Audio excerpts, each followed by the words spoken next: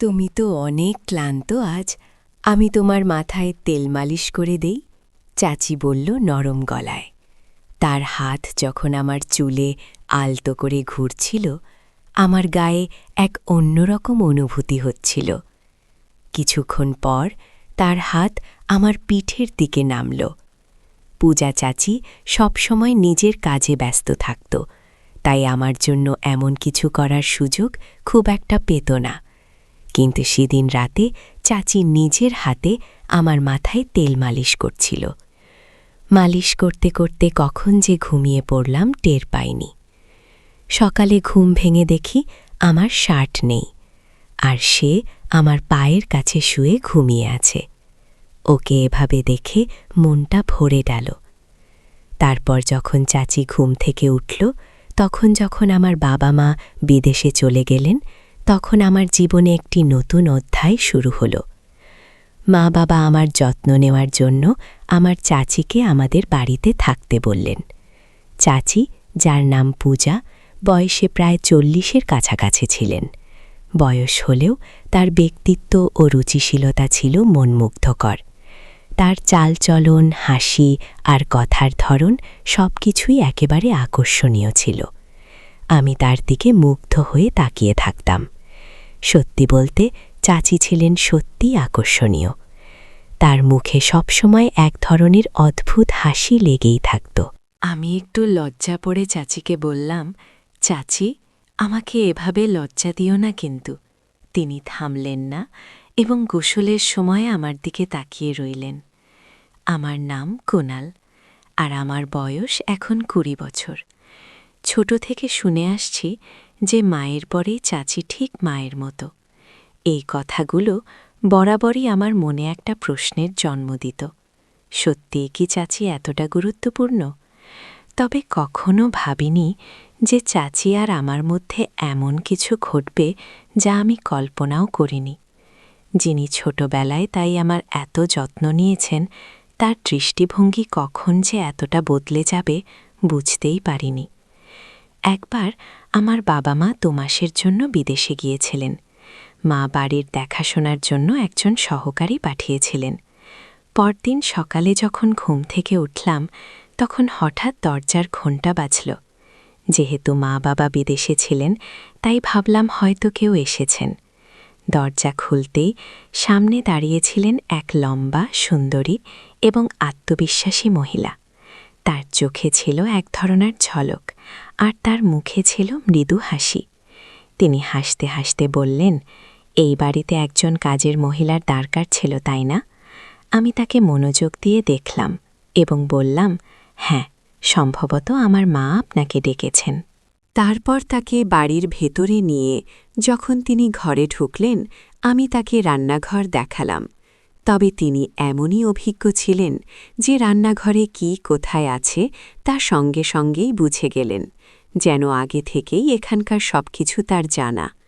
আমি ভাবলাম এটা খুবই ভালো হলো, মা নিশ্চিন্ত থাকতে পারবেন। তখনই মাকে ফোন করে জানালাম যে কাজের মহিলা এসে গেছেন। মা এটা শুনে অনেকটাই নিশ্চিন্ত হলেন। আমিও বুঝলাম এখন আর একা থাকার অনুভূতিটা থাকবে না। সারাদিনের কাজের পর সন্ধ্যায় কাজের মহিলার ছুটি দেওয়ার সময় এলো। হঠাৎ করেই তিনি আমাকে বললেন, কুনাল, সকাল থেকে তোমার সাথে আছি, কিন্তু তুমি এখনও আমাকে চিনতে পারোনি। তার কথা শুনে আমি অবাক হয়ে গেলাম। আমি বললাম, আমি জানি আপনি বাড়ির কাজে সহায়তা করতে এসেছেন, তবে আর কি পরিচয় আছে আপনার? তিনি হাসতে হাসতে বললেন, আমি এ বাড়িতে কাজের মহিলা হিসেবে এসেছি বটে, কিন্তু আগে আমাকে তুমি পূজা চাচি বলে ডাকতে। আমার নাম পূজা। তোমার ছোটবেলা থেকেই আমি তোমার দেখাশোনা করেছি। আমি বিস্মিত হয়ে বললাম, আমার জানা ছিল না যে পূজা চাচি আমার জন্য এসেছেন।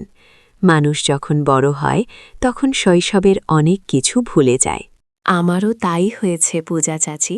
এই কথা বলতেই তিনি আমার হাত নিজের হাতে নিলেন, আর তার স্পর্শে মায়ের মতোই এক ধরনের স্নেহ অনুভব করলাম। আমার মনে অদ্ভুত এক আনন্দের ঢেউ বয়ে গেল। আমি তাকে বললাম, এত বছর পর আপনাকে দেখে সত্যিই আমি খুব খুশি হয়েছি। সন্ধ্যা প্রায় ৬টা বাজে। তাই তাকে বললাম, আজকের কাজ শেষ, এখন আপনি বিশ্রাম নিতে পারেন, কাল সময় মতো চলে আসবেন। তখন তিনি বললেন, কুনাল, আমার নিজের থাকার জন্য কোনো বাড়ি নেই। তুমি যদি আমার বেতনের কিছুটা কমাও তাও সমস্যা নেই, তবে যদি তোমাদের বাড়িতে একটি ঘরে থাকতে পারি তাহলেও ভালো হয়। আমি সঙ্গে সঙ্গে মাকে ফোন করে সব জানালাম। মা বললেন, আমাদের বাড়িতে তো একটি ঘর খালি আছে, ওটা তাকে দিয়ে দাও। ও থাকলে তোমার কোনো প্রয়োজন মুহূর্তেই পূরণ করবে, তোমার ছোটখাটো কাজে সাহায্য করবে। মায়ের কথা শুনে আমি তাকে সেই ঘরটি থাকার জন্য দিলাম। তিনি সাথে কোনো পোশাক আনেননি, তাই মায়ের কিছু পুরনো শাড়ি তাকে দিলাম এবং মায়ের ঘরেই পোশাক পাল্টানোর কথা বললাম। আমি বাইরে চলে এলাম। প্রায় 10 মিনিট পরে আমি মায়ের ঘরে গেলাম, কারণ আমার ফোনের চার্জার দরকার ছিল। তবে ভুলেই গিয়েছিলাম যে চাচি তখন ঘরেই ছিলেন। আমি দেখলাম চাচি পোশাক পরিবর্তন করছেন। লজ্জায় তাড়াতাড়ি চোখ বন্ধ করে ফেললাম, কিন্তু চাচি যেন এতে কোনো সংকোচ অনুভব করলেন না, বরং বললেন, কুনাল, এসো এখানে বসো, আর বলো তো, তোমার মায়ের এই শাড়ি আমার ওপর কেমন লাগছে? তার পোশাক পরিবর্তনের মধ্যেও তিনি আমাকে সামনে বসতে ডাকছিলেন, কিন্তু আমার মনে হলো এটা ঠিক নয়। চাচি দেখতে অত্যন্ত সুন্দর ছিলেন। বয়স প্রায় 40 হলেও তার শরীর ও চেহারা বয়সের চেয়ে অনেক কম মনে হতো। কিছুক্ষণ পরে তিনি মায়ের শাড়ি পরে ঘর থেকে বেরিয়ে এলেন, আর পুরনো শাড়িতেও তাকে চমৎকার দেখাচ্ছিল। এইভাবে কয়েকদিন কেটে গেল। পূজা চাচি প্রায় 10 দিন ধরে আমাদের ঘরের কাজ দেখছিলেন। একদিন তিনি আমার ছোটবেলার অনেক স্মৃতি শোনালেন, যেগুলো শুনে আমিও নিজের শৈশবে ফিরে গেলাম। সেই ছোট্ট ছেলেটা যে সব সময় মোবাইল নিয়ে ব্যস্ত থাকত, এবার নিজের ছোটবেলার কথা ভাবতে লাগল। চাচি মাঝে মাঝে আমাকে বেশ বিভ্রান্ত করতেন। কয়েকদিন পর হঠাৎই বললেন, কুনাল, আজ তোমাকে নিজ হাতে গোসল করিয়ে দেব। আমি বারবার না করলেও তিনি হাসি মুখে গোসল করানোর জন্য জেদ করছিলেন এবং বললেন, তুমি বরং আজকের সকালের নাস্তায় কি হবে সেটা ভাবো। আমি গোসল করতে চাইছিলাম না, তবে শেষে শাওয়ার নিয়ে বের হলাম। দেখলাম চাচি আমার ঘরে বসে আছেন।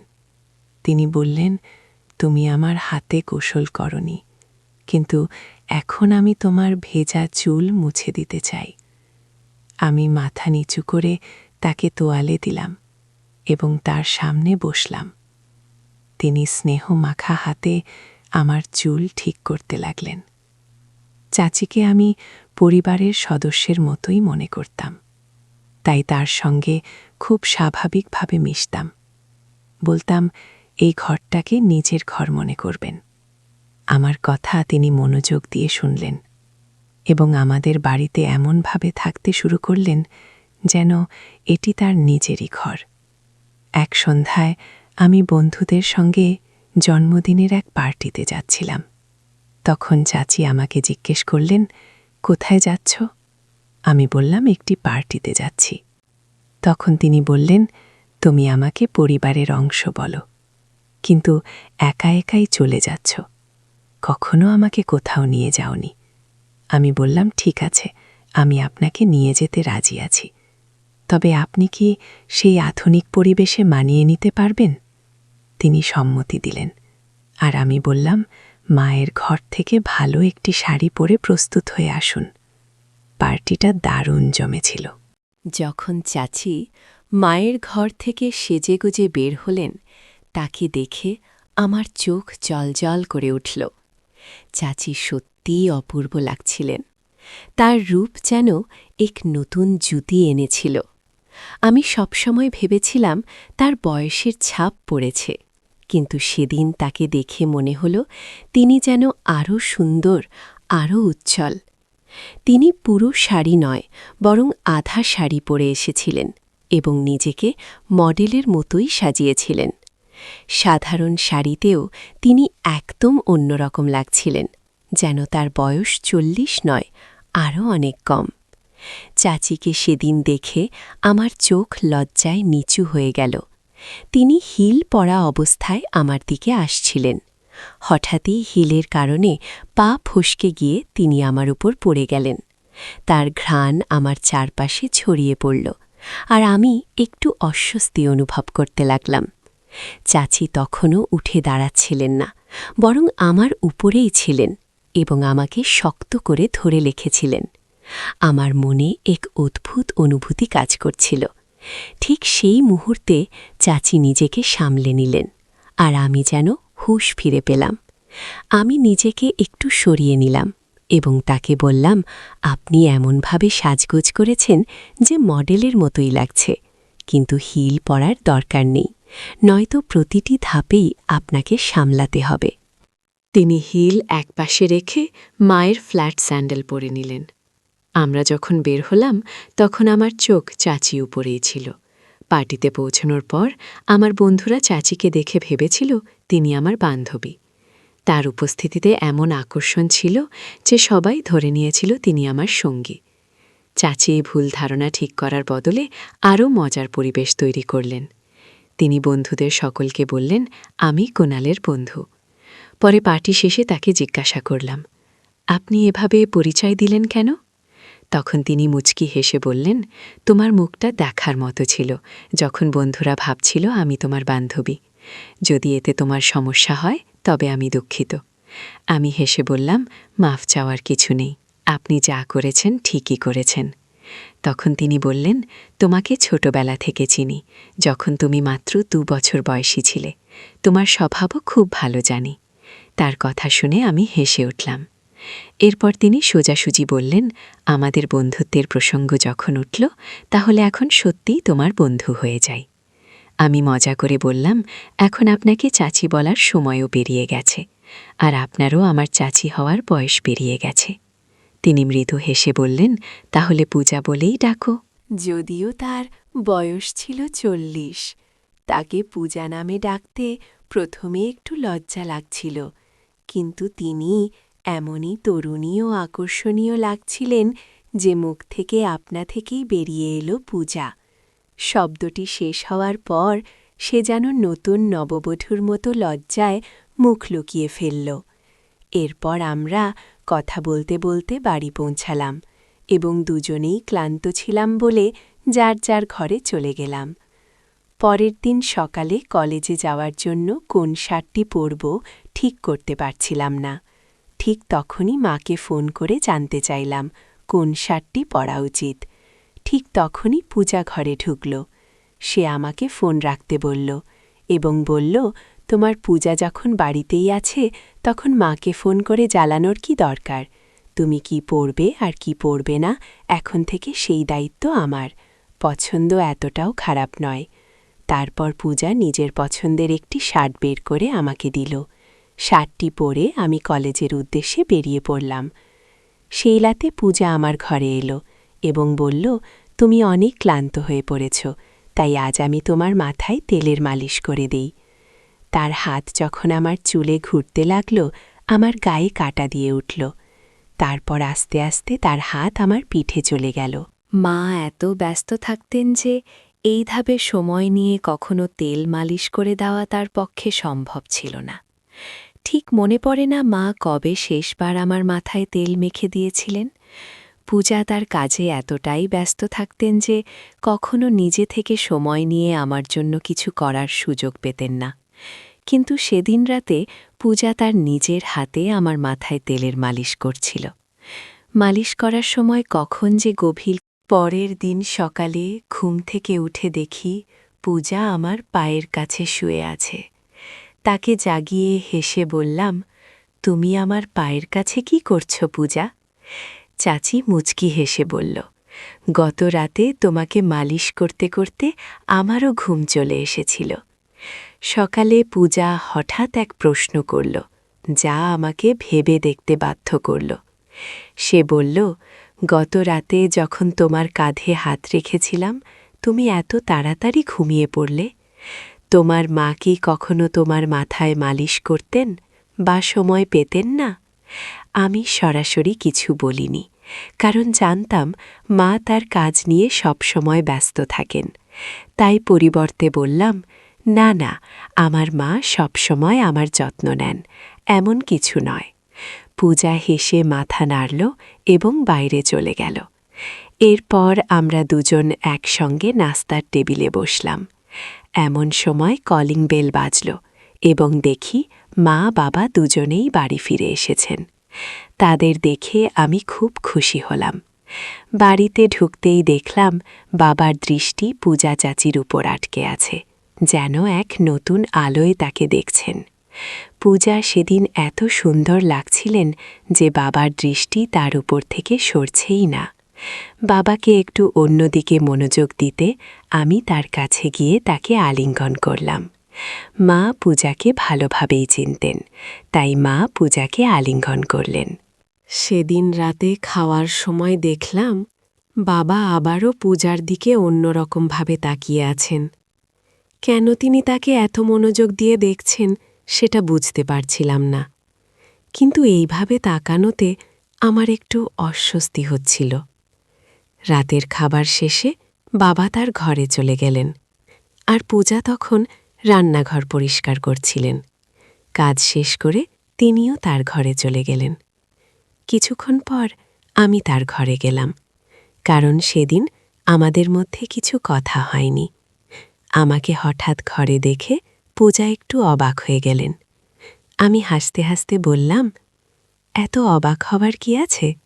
আমি তোমার কুণাল। পূজা মুচকি হেসে বললেন, তুমি এত চুপিসারে এলে যে একটু ঘাবড়ে গিয়েছিলাম। কিছু দরকার ছিল? আমি বললাম, না পূজা, বিশেষ কিছু দরকার ছিল না। সেদিন তেমন কথা বলা হয়নি, তাই ভাবলাম একটু দেখা করে যাই। পূজা হাসতে হাসতে বললেন, ঠিক আছে, যখনই দরকার পড়ে আমাকে ফোন করো, আমি তোমার জন্যেই এখানে আছি। তার কথায় আমি হাসলাম এবং তারপর ঘর থেকে বেরিয়ে এলাম। পরদিন সকাল হয়ে গেল। তখনও আজ সকাল 10টা বেজে গেলেও নাস্তা তৈরি ছিল না। সাধারণত পূজা প্রতিদিন সকাল 8টায় আমার জন্য নাস্তা নিয়ে আসে, কিন্তু আজ 9টা পেরিয়েও সে কিছু আনেনি। তখন আমি রান্নাঘরে গেলাম দেখতে কি হচ্ছে সেখানে। সেখানে গিয়ে দেখলাম পূজা মাথা নিচু করে চুপচাপ দাঁড়িয়ে আছে, গভীর চিন্তায় ডুবে আছে।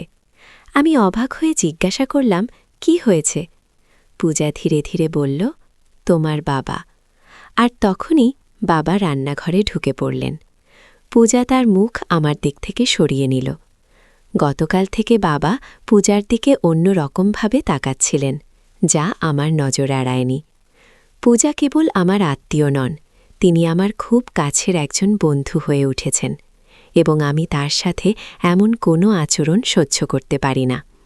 আমার মনে প্রশ্ন জাগছিল, একদিনের মধ্যে এমন কি হয়েছে যে পূজা এতটা অস্বস্তিতে পড়ে গেল? রাতে শুতে গেলাম, কিন্তু মনটা অস্থির ছিল। কিছুক্ষণ পর ভাবলাম পূজার ঘরে গিয়ে দেখে আসা উচিত। তার ঘরের দরজার কাছে পৌঁছে দেখি বাবা ইতিমধ্যেই সেখানে আছেন এবং পূজার হাতে কিছু টাকা দিচ্ছেন। কেন হঠাৎ এত টাকা দিচ্ছেন সেটা বুঝতে পারলাম না, তবে মনে অস্বস্তি বাড়তে লাগল। সামনের দৃশ্য দেখে আমার মনে প্রশ্ন জাগল। পূজা বাবাকে বলছিল, যতক্ষণ না আমি কুণালের সাথে কথা বলবো আমি এই বাড়ি ছাড়ব না। আমার মনে হতে লাগল হয়তো সে আমাকে ভালোবেসে ফেলেছে। আর দেরি না করে আমি সরাসরি তার ঘরে ঢুকে পড়লাম। বাবাকে জিজ্ঞাসা করলাম, আপনি এখানে পূজার সাথে কি করছেন? আমার প্রশ্ন শুনে মাও ঘরে এসে ঢুকলেন। আমাকে দেখে মা ও বাবার মুখের ভাব কেমন যেন বদলে গেল। মা বাবা আমাকে বলতে লাগলেন, তুমি নিজের ঘরে ফিরে যাও। আমি প্রতিবাদ করে বললাম, আমি আর শিশু নই, আমি জানতে চাই এখানে আসলে কি ঘটছে এবং আপনি পূজার সাথে কি করেছেন। ঠিক তখনই পূজা আমার কাছে এসে আমাকে জড়িয়ে ধরে কাঁদতে লাগল। সে বলল, কুণাল, এই বাড়িতে তুমি একমাত্র ব্যক্তি যে আমাকে বোঝে। এখানে আসার পর থেকে তোমাকে অনেক কিছু বলতে চেয়েছি, কিন্তু কিছু কারণে চুপ ছিলাম। পূজার কথায় আমি অবাক হলাম আর তাকে আমার পাশে টেনে নিলাম। মা বাবার সামনে তাকে সান্ত্বনা দিয়ে বললাম, যদি কোনো নিরীহ মানুষের সাথে অন্যায় হয়ে থাকে আমি তা সহ্য করব না। তখন মা পূজাকে বললেন, তুমি চুপ থাকাই ভালো, আর এখান থেকে চলে যাও। কিন্তু পূজা উত্তেজিত হয়ে মায়ের দিকে তাকিয়ে বলল, আজ আর চুপ থাকব না, আমি কুণালকে সব সত্যি বলব। সে আমার দিকে ফিরে বলল, কুণাল, তুমি তোমার এই মা বাবার সন্তান নও। তোমার আসল মা তানিয়া, সে আমার বড় বোন। কয়েক বছর আগে সে এই বাড়িতে কাজ করত এবং দুজন যমজ সন্তানের জন্ম দিয়েছিল। তোমার বাবা তাদের একজনকে তোমার দত্তক হিসাবে নিয়েছিলেন, আর আমি এখন তোমার ভাইয়ের যত্ন করি। তোমাকে ভালোভাবে দেখাশোনা করার জন্য আমি এখানে আছি। এই কথা শুনে আমার মনে নতুন প্রশ্ন তৈরি হল। আমি পূজাকে দূরে সরিয়ে দিয়ে বললাম, আমি আপনার কথায় বিশ্বাস করি, আপনি আমার মায়ের মতোই, কিন্তু আমি নিজের জীবন নষ্ট করতে চাই না। আপনি যে বলছেন তারা আমার আসল বাবা মা নন, আমি তা মেনে নিতে পারি না। তাদের প্রতি আপনার অভিযোগ সত্যি আমার ভালো লাগছে না, কারণ তারা আমাকে নিজের সন্তানের মতোই ভালোবাসা ও যত্নে বট্ট করেছেন। আমি সব জানলেও এতে আমার কোনো আপত্তি নেই, কারণ তারা আমাকে এমন এক জীবন দিয়েছেন যা আমি কখনো কল্পনাও করতে পারিনি। এরপর মা বাবা সিদ্ধান্ত নিলেন যে পূজাকে পুলিশের হাতে তুলে দেবেন, তবে আমার যমজ ভাইয়ের জন্য তাকে ক্ষমা করলেন, কারণ সে এখন পূজার কাছে রয়েছে। কয়েক বছর আগে পূজা আমার মা বাবার কাছ থেকে কিছু টাকা নিয়েছিল। আমার জন্মের পর আমার আসল মায়ের মৃত্যু হয়েছিল, আর পূজা তখন আমার বড় ভাইয়ের দেখাশোনা করছিল। কিন্তু দুর্ভাগ্যবশত সে ভাইকে সঠিকভাবে বড় করেনি। ভাই খারাপ পথে চলে গিয়েছিল এবং তার জীবন বিপদে পড়েছিল। সে চুরি করত, নানাভাবে মজা করত, আর এখন আবার আমার মা বাবার কাছ থেকে টাকা আদায়ের চেষ্টা করছিল। কিছু গয়নাও সে চুরি করেছে, কিন্তু তাতেও সে সন্তুষ্ট ছিল না। পূজা আমার মা বাবার কাছে ২০ লাখ টাকার দাবি করেছিল, কিন্তু এবার মা বাবা তাকে স্পষ্টই না করে দেন। তখন সে তাদের হুমকি দিতে শুরু করে। মা বাবা তাকে কিছু টাকা দিয়ে বাড়ি থেকে চলে যেতে বললেন। পূজা আমাকে নিজের প্রতি বিশ্বাসী করাতে চেয়েছিল, আমাকে মায়ে ফাঁসাতে চেয়েছিল, কিন্তু তার আসল চেহারা প্রকাশ পাওয়ায় আমার মনের সমস্ত ভালোবাসা ফিকে হয়ে গেল। কয়েক বছর আগে আমার মা বাবা আমাকে দত্তক নেয়ার জন্য পূজাকে টাকা দিয়েছিলেন, কিন্তু সেই টাকা পূজা সঠিকভাবে ব্যবহার করতে পারেনি। সে আমার বড় ভাইকেও সঠিকভাবে বড় করতে পারেনি। যদি সময় মতো সে সেই টাকার মূল্য দিত এবং সঠিক যত্ন নিত, তাহলে হয়তো আজ আমার বড় ভাই ভালো পথে থাকত। কিন্তু পূজা না তাকে সঠিক শিক্ষা দিয়েছে, না তাকে সঠিক দিশা দেখিয়েছে। তাই মা বাবা তাকে আমাদের জীবন থেকে দূরে সরিয়ে দেন এবং আমার বড় ভাইকেও দত্তক নেন। তাকে নিজের সন্তানের মতো বড় করেন। আমি আমার মা বাবার প্রতি অত্যন্ত কৃতজ্ঞ, যারা আমাকে এবং আমার ভাইকে এত সুন্দর জীবন দিয়েছেন। যদি সময় মতো পূজার আসল চেহারা না জানতাম, তাহলে হয়তো তার মায়ের জালে পড়ে জীবনটা নষ্ট হয়ে যেত। কিছু মানুষ অর্থের লোভে সম্পর্কের মর্যাদা ভুলে যায়। সম্পর্কের মর্যাদা এবং সম্মান বজায় রাখা আমাদের জীবনের অন্যতম গুরুত্বপূর্ণ ও মূল্যবান নীতি। প্রতিটি সম্পর্কের একটি স্বতন্ত্র অর্থ এবং উদ্দেশ্য থাকে। সম্মান, বিশ্বাস এবং শালীনতা ছাড়া কোনো সম্পর্ক সত্যিকার অর্থে সুখ এবং সন্তুষ্টির উৎস হতে পারে না। এই গল্পটি আমাদের শেখায় যে পারিবারিক ও সামাজিক সম্পর্কগুলিতে সীমারেখা মেনে সেগুলিকে সততা ও মর্যাদার সাথে পালন করা উচিত, যাতে তারা দীর্ঘস্থায়ী ও সন্তোষজনক থাকে। এই গল্পের মাধ্যমে দেখানো হয়েছে পরিবারে আমরা একে অপরের পাশে থেকে সহায়তা করি, যত্ন নেই। তবে যদি পরিবারের কোনো সদস্য তার দায়িত্ব বা ভূমিকা থেকে বিচ্যুত হয়, তাহলে সম্পর্কের মূল উদ্দেশ্যই ক্ষতিগ্রস্ত হয়। এখানে এক মায়ের মতো কাছের সম্পর্ক, যা একজন চাচি ও ভাগ্নের মধ্যে থাকে, সেটার কথাই বলা হয়েছে। একজন চাচি তার ভাগ্নের প্রতি যত্ন, স্নেহ এবং সঠিক দিশা দেওয়ার দায়িত্ব পালন করেন। কিন্তু যখন এই সম্পর্কের মধ্যে লোভ বা স্বার্থ ঢোকে, তখন সে সম্পর্কের পবিত্রতা এবং মর্যাদায় আঘাত লাগে। এই গল্পটি আমাদের বুঝতে সাহায্য করে যে প্রতিটি সম্পর্কের নিজস্ব সীমারেখা আছে এবং সেই সীমার মধ্যে থেকে সম্পর্ক বজায় রাখা জরুরি। পরিবারের প্রতিটি সদস্যের প্রতি সম্মান ও ভালোবাসা থাকা উচিত, যা একটি মজবুত ও বিশ্বাসযোগ্য বন্ধন গড়ে তোলে। যদি সেই বন্ধনে সন্দেহ বা অবিশ্বাস আসে, তবে সম্পর্কটি ভেঙে যাওয়ার পথে চলে যায়।